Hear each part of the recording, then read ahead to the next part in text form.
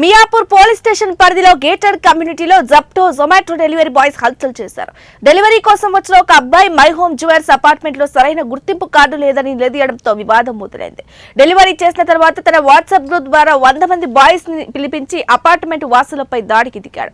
My home jewel apartments లో ఉన్న 3 గేట్లు మూసివేసి దాడికి దిగారు. స్కూల్ నుంచి వస్తున్న విద్యార్థులు మహిళలపై తాగి అసభ్యంగా ప్రవర్తించారని my home jewels vice president Mahesh తెలిపారు. అడ్డొచ్చిన అపార్ట్మెంట్ వాసులపై దాడి చేసినట్లు ఆయన చెప్పారు.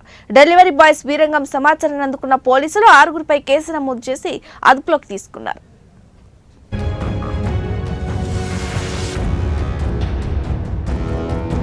మొన్న సాటర్డే 19th నాడు ఒక delivery boy Zepto delivery boy మా క్యాంపస్లోకి మాకు రోజు 600 నుంచి వస్తారండి. ఆ 700 వరకు డెలివరీ బాయ్స్ వచ్చి వెళ్తుంటారు, అన్ని రకాల కంపెనీ వాళ్ళు.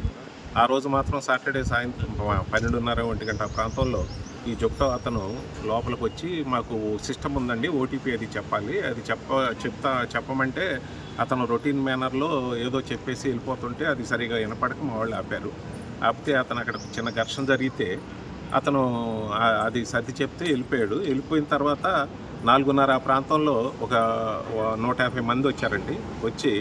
వాళ్ళు వచ్చి గేట్లు బంద్ చేసేసి వాళ్ళు బయళ్ళ మీద వచ్చిన దగ్గర పాస్వేని బస్వే దగ్గర పాస్వేని బ్లాక్ చేసేసి గేట్లు వేసేసి బ్యాక్ గేటు ఫ్రంట్ గేట్ కూడా వేసేసి మొత్తం కమ్యూనిటీని హౌస్ అరెస్ట్ లాగా చేసేసి స్లోగన్స్ ఇచ్చుకుంటా వాళ్ళు గొడవ చేసుకుంటా మాకు అపాలజీ చెప్పాలన్నారండి.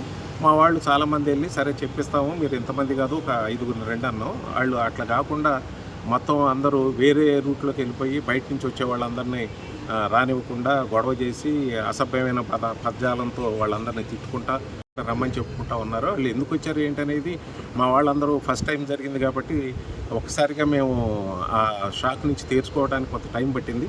సరే మేము పోలీసులకి కంప్లైంట్ చేసామండి. పోలీసులకు 100కి ఫోన్ చేస్తే వాళ్ళు వచ్చారు.